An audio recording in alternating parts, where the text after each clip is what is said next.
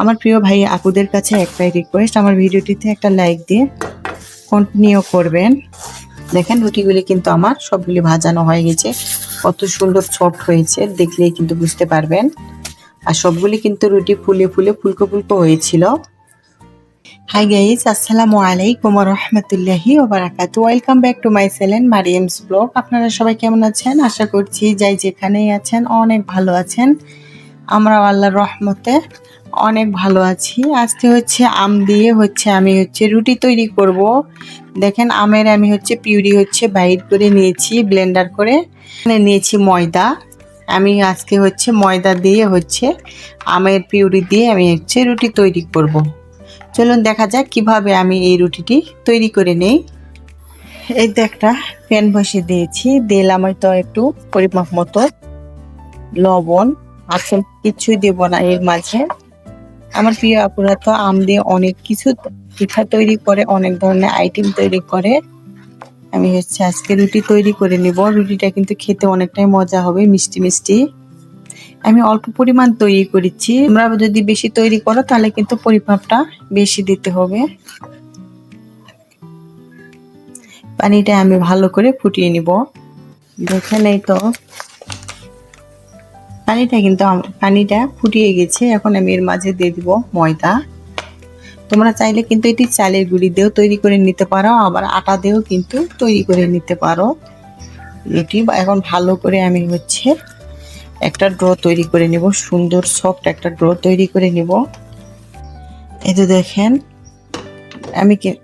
আমার কিন্তু ডোটা হয়ে গেছে। এখন আমি 5 মিনিটের জন্য একটু ঢেকে রাখবো। এক্ষেত্রে কিন্তু অনেকটাই আরো নরম হবে আর ভালোভাবে কিন্তু ময়দাটা কুক হবে। এই তো আসলাম আমি 5 মিনিট পর। দেখেন আমার কিন্তু ডোটা কিন্তু অনেক সুন্দর হয়েছে, পারফেক্ট, আর অনেক সুন্দর একটা কালার আসছে। এখন আমি ভালো করে এটি একটু মেখে নেব।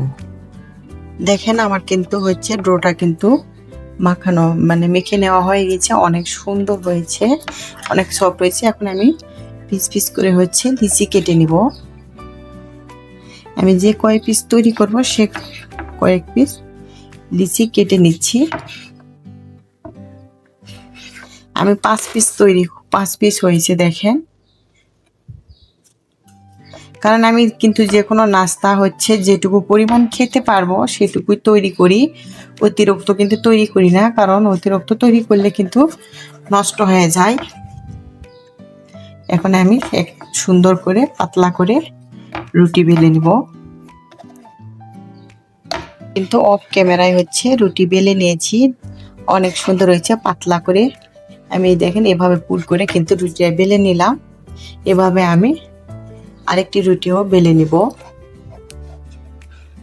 আমি কিন্তু 2 পিস রুটি তৈরি করে নিলাম, পরে আবার বাকিটা পরে আমি তৈরি করে নিব। এখানে কিন্তু আমি একটা ফ্রাই প্যান বসিয়ে দিলাম। ফ্রাই প্যানটা কিন্তু গরম হয়ে গেছে। এখন আমি রুটিগুলি ভেজে নিব।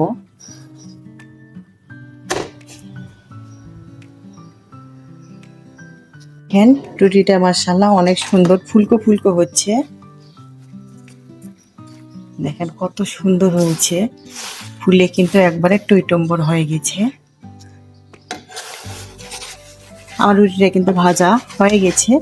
পুনরায় আমি আরেকটা রুটি ভাজিয়ে নিব। এই রুটিও এখন আমি ভেজে নিব।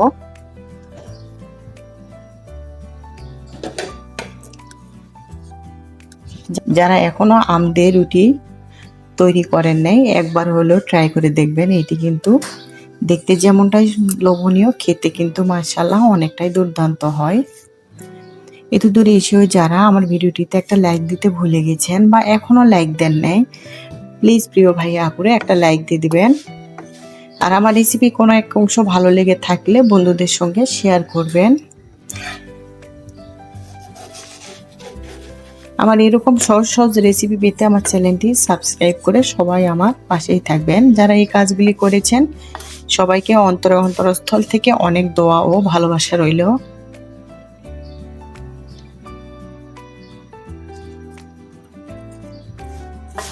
দেখেন কত সুন্দর ফুলে উঠছে।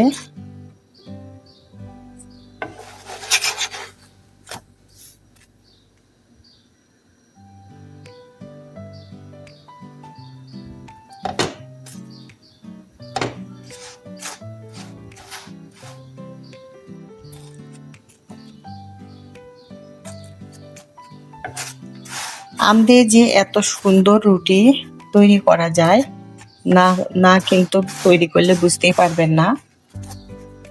আমি কিন্তু না তৈরি করলে বুঝতেই পারতাম না যে আম দিয়ে এত মজার রুটি তৈরি হয়। তো এই রুটিটাও কিন্তু ভাজানো হয়ে গেছে। এখন আমি এটি উঠিয়ে নিব।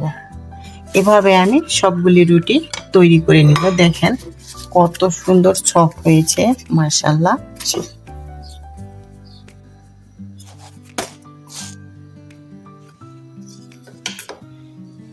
এই তো এভাবে কিন্তু সবগুলি রুটি আমি ভেজে নিচ্ছি।